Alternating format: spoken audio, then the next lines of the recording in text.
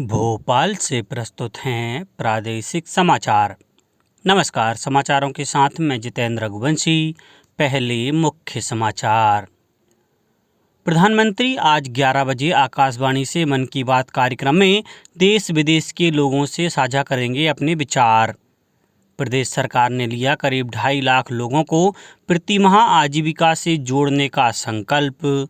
Supreme court को राजनीतिक दलों द्वारा मुफ्त सेवाएं देने की घोषणाओं से राज्यों की अर्थव्यवस्था के दिवालिया होने की आशंका। और एशिया कप क्रिकेट टूर्नामेंट का आगाज, आज होगा भारत और पाकिस्तान के बीच मुकाबला। अब समाचार विस्तार से।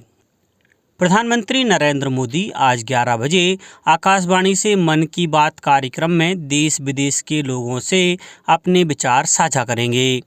मासिक रेडियो कार्यक्रम की यह 92वीं कड़ी होगी। यह कार्यक्रम आकाशवाणी और दूरदर्शन के समूचे नेटवर्क पर प्रसारित होगा। यह आकाशवाणी समाचार की वेबसाइट और news on AIR mobile app पर भी उपलब्ध रहेगा। आकाशवाणी समाचार, दूरदर्शन समाचार, प्रधानमंत्री कार्यालय तथा सूचना और प्रसारण मंत्रालय के YouTube चैनलों पर भी कार्यक्रम सीधा प्रसारित होगा। मुख्यमंत्री शिवराज सिंह चौहान ने कहा है कि मध्य प्रदेश देश का ऐसा राज्य है जहां बेरोजगारी की दर सबसे कम है। हमारे प्रयास प्रदेश को बेरोजगारी मुक्त बनाने का है। इस लक्ष्य को पूरा करने के लिए विभिन्न कार्यक्रमों के माध्यम से लगभग 2.5 लाख लोगों को प्रति माह आजीविका से जोड़ने का संकल्प लिया गया है। मुख्यमंत्री रोजगार दिवस के तहत इंदौर में आयोजित कार्यक्रम में स्वरोजगार योजनाओं से लाभान्वित हितग्राहियों को संबोधित कर रहे थे। कार्यक्रम के दौरान मुख्यमंत्री श्री चौहान ने जिले के 75,000 से अधिक हितग्राहियों को 466 करोड़ रुपए की सहायता राशि स्वीकृत की। इस अवसर पर मुख्यमंत्री ने 2 करोड़ 84 लाख रुपए की लागत से बने मध्य प्रदेश के पहले टॉय क्लस्टर का वर्चुअल शिलान्यास और उद्यमिता विकास प्रशिक्षण के लिए ई-लर्निंग मॉड्यूल का शुभारंभ भी किया। इस टॉय क्लस्टर में 20 लघु इकाइयां स्थापित होंगी तथा 2000 से अधिक लोगों को रोजगार के अवसर मिलेंगे। केंद्रीय नागरिक उड्डयन और इस्पात विभाग के मंत्री ज्योतिरादित्य सिंधिया ने कल मुरैना और श्योपुर जिलों में बाढ़ की स्थिति का जायजा लिया। बाढ़ प्रभावितों से चर्चा करते हुए उन्होंने कहा कि प्राकृतिक आपदा से ग्वालियर, चंबल संभाग सहित प्रदेश के अन्य क्षेत्रों में बाढ़ के हालात बने, लेकिन प्रदेश सरकार, मुख्यमंत्री शिवराज सिंह चौहान और केंद्रीय कृषि मंत्री नरेंद्र सिंह तोमर कंधे से कंधा मिलाकर लोगों के साथ खड़े रहे। उन्होंने कहा कि कोई भी कठिनाई इन क्षेत्रों की जनता को ना हो, इसके लिए सभी लोग कार्य कर रहे हैं। श्री सिंधिया ने अधिकारियों से स्थितियों की जानकारी भी ली। अग्निपथ योजना के तहत भारतीय सेनाओं में महिला सैन्य कर्मियों की भर्ती की जा रही है। इसके लिए महिला सैन्य पुलिस भर्ती रैली 19 अक्टूबर से 22 अक्टूबर तक जबलपुर में आयोजित की जा रही है। इसमें मध्य प्रदेश तथा छत्तीसगढ़ की सभी जिलों की पात्र युवतियां भाग ले सकती हैं। रैली के संबंध में विशेष जानकारी प्राप्त करने के लिए www.joinindianarmy.nic.in पर 7 सितंबर तक ऑनलाइन पंजीयन कराया जा सकता है। प्रदेश सरकार ने बुद्धिस्ट सर्किट से थाईलैंड को जोड़ने के लिए अहम पहल की है। थाईलैंड की राजधानी बैंकॉक में बुद्ध भूमि भारत, बुद्ध के पद चिन्हों पर यात्रा, बौद्ध विरासत का प्रदर्शन विषय पर एक भव्य प्रदर्शनी का आयोजन किया गया। यह कार्यक्रम 26 से 28 अगस्त तक आयोजित है। सांची बौद्ध भारतीय ज्ञान अध्ययन विश्वविद्यालय की कुलपति डॉक्टर नीरजा गुप्ता इस कार्यक्रम के दौरान बुद्धिस्ट सर्किट पर एक विशेष व्याख्यान भी देंगी। कार्यक्रम के प्रथम दिवस प्रदेश के संस्कृति एवं पर्यटन विभाग ने भगवान बुद्ध के जीवन व्रत को एक प्रदर्शनी के माध्यम से प्रस्तुत किया। उच्चतम न्यायालय ने महसूस किया है कि राजनीतिक दलों द्वारा मुफ्त सेवाएं और सुविधाएं घोषित किए जाने से राज्यों की अर्थव्यवस्था के दिवालिया होने की प्रबल आशंका है। सेवानिवृत्त प्रधान न्यायाधीश NB रमणा की अध्यक्षता में एक पीठ ने कहा कि उपहार के रूप में सेवाएं और सुविधाएं प्रदान करने से ऐसी स्थिति आ सकती है जिसमें धन की कमी की वजह से राज्य सरकारें बुनियादी सुविधाएं भी प्रदान नहीं कर पाएंगी। पीठ के अन्य सदस्यों ने न्यायमूर्ति हिमा कोहली और सी.टी. रवि कुमार शामिल थे। शीर्ष न्यायालय ने कहा है कि सरकारें यह सौगात करदाताओं के धन का इस्तेमाल करके प्रदान करती हैं और इनका मकसद पार्टी की लोकप्रियता तथा चुनावी संभावनाएं बढ़ाना होता है। इस मामले की अगली सुनवाई 4 सप्ताह बाद होगी। उच्चतम न्यायालय ने यह आदेश अधिवक्ता अश्विनी कुमार उपाध्याय और अन्य लोगों की याचिका पर जारी किया। उन्होंने चुनाव में मतदाता को लुभाने के लिए मुफ्त सुविधाएं और सेवा देने की प्रथा का विरोध भी किया।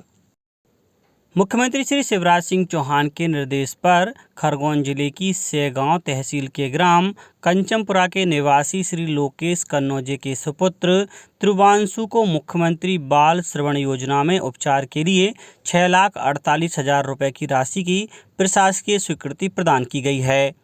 मुख्यमंत्री श्री चौहान ने कहा कि आर्थिक सहायता स्वीकृत होने से ध्रुवांशु का बेहतर उपचार निर्बाध रूप से हो सकेगा। ध्रुवांशु कन्नौजे को सुनने एवं बोलने में तकलीफ है। अब इसका अगले सप्ताह ऑपरेशन हो सकेगा।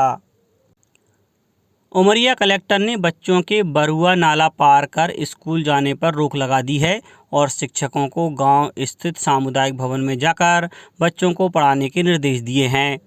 गौरतलब है कि जिला मुख्यालय से लगभग 10 किलोमीटर दूर ग्राम सरसबाही में स्थित हायर सेकेंडरी स्कूल में पढ़ने जा रहे बच्चों के बरुआ नाले को पार करने का एक वीडियो हाल ही में सोशल मीडिया पर वायरल हुआ था। राजमार्ग और सड़क परिवहन मंत्री नितिन गडकरी ने मुंबई में एक आयोजन में बताया कि इंडियन ऑयल ने हरियाणा के पानीपत में 1 लाख लीटर बायो एथेनॉल और 150 टन बायो बिटुमेन की दैनिक उत्पादन क्षमता वाली परियोजना शुरू की है। जो किसान पराली जला रहे हैं उन्हें बायो एथेनॉल और बायो बिटुमेन के उत्पादन के लिए 2,000 रुपये प्रति टन का भुगतान किया जा सकता है। श्री गडकरी ने कहा कि ध्वनि प्रदूषण पर अधिनियम बनाया जाएगा क्योंकि जोर से हॉर्न बजाने से ज़्यादा ध्वनि प्रदूषण होता है। भविष्य में हॉर्न में तबला, बांसुरी और मुख्य अंग की संगीतमय ध्वनियाँ होंगी। Asia cup cricket tournament 2022 Dubai में शुरू हो गया। इसका उद्घाटन मैच श्रीलंका और अफगानिस्तान के बीच खेला गया। प्रतियोगिता का आयोजन 2020 फॉर्मेट में किया जा रहा है और इसमें 6 टीमें हिस्सा ले रही हैं। मौजूदा चैंपियन भारत का मुकाबला आज पाकिस्तान के साथ होगा।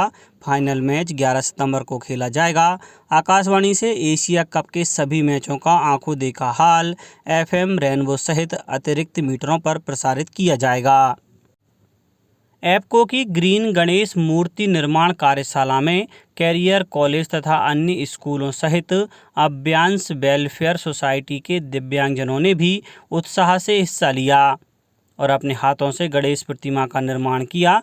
कार्यशाला में कार्यक्रम समन्वयक श्री राजेश रायकवार ने प्रतिभागियों को अभियान के उद्देश्य से परिचित करवाते हुए पर्यावरण प्रदूषण के तकनीकी पहलुओं की जानकारी भी दी। मूर्ति को प्राकृतिक रंगों से सजाने के साथ उनका विसर्जन घर पर ही करने का संकल्प लेने के लिए प्रेरित किया। मूर्ति बनाने के लिए सर्वश्री कमलेश, मनीष, महेंद्र एवं राजेंद्र ने प्रतिभागियों की सहायता की। कार्यशाला में लगभग 250 प्रतिभागियों ने भाग लिया। अब कुछ समाचार संक्षेप में। केंद्रीय नागरिक उड्डयन और इस्पात मंत्री ज्योतिरादित्य सिंधिया आज गुना जिले के दौरे पर रहेंगे। शिवपुरी जिले में बच्चों को जानलेवा बीमारी से बचाने के लिए DPT-DT टीकाकरण अभियान चलाया जा रहा है। जिले में यह अभियान 31 अगस्त तक चलेगा। बैतूल में जिला स्तरीय कार्यक्रम में विभिन्न योजनाओं के 1001 हितग्राहियों को लगभग 5 करोड़ रुपए राशि के हित लाभ वितरित किए गए। नर्मदापुरम जिले के मोहासा माखन नगर औद्योगिक कॉरिडोर में 132 kV का नया अति उच्च दाब विद्युत सब स्टेशन तैयार किया गया है। अशोकनगर में कल रोजगार मेले में 10 कंपनियों ने भाग लिया। शहडोल जिले के नगरीय निकायों में अमृत योजना के तहत पेयजल व्यवस्था को बेहतर बनाने के लिए 97 करोड़ 46 लाख रुपए की स्वीकृति मिली है। देवास कृषि विज्ञान केंद्र में किसान कल्याण तथा कृषि विकास विभाग देवास के ग्रामीण कृषि विस्तार अधिकारियों एवं वरिष्ठ कृषि विकास अधिकारियों का 1 दिवसीय प्रशिक्षण आयोजित किया गया। उमरिया जिले में स्थित बांधवगढ़ टाइगर रिजर्व में कल से 7 दिवसीय हाथी महोत्सव का शुभारंभ हुआ। इस महोत्सव में 1 दर्जन से अधिक हाथी भाग ले रहे हैं और खंडवा में खेल दिवस के अवसर पर 29 अगस्त को पुलिस लाइन में कबड्डी प्रतियोगिता और निमाड़ क्लब में लॉन टेनिस प्रतियोगिता आयोजित की जाएगी। अंत में मुख्य समाचार एक बार फिर। प्रधानमंत्री आज 11 बजे आकाशवाणी से मन की बात कार्यक्रम में देश विदेश के लोगों से साझा करेंगे अपने विचार। प्रदेश सरकार ने लिया करीब 2.5 लाख लोगों को प्रति माह आजीविका से जोड़ने का संकल्प। सुप्रीम कोर्ट को राजनीतिक दलों द्वारा मुफ्त सेवाएं देने की घोषणाओं से राज्यों की अर्थव्यवस्था के दिवालिया होने की आशंका। और एशिया कप क्रिकेट टूर्नामेंट का आगाज, आज होगा भारत और पाकिस्तान के बीच मुकाबला। इस बुलेटिन में इतना ही। घर पर रहिए, सुरक्षित रहिए और सुनते रहिए प्रादेशिक समाचार। नमस्कार।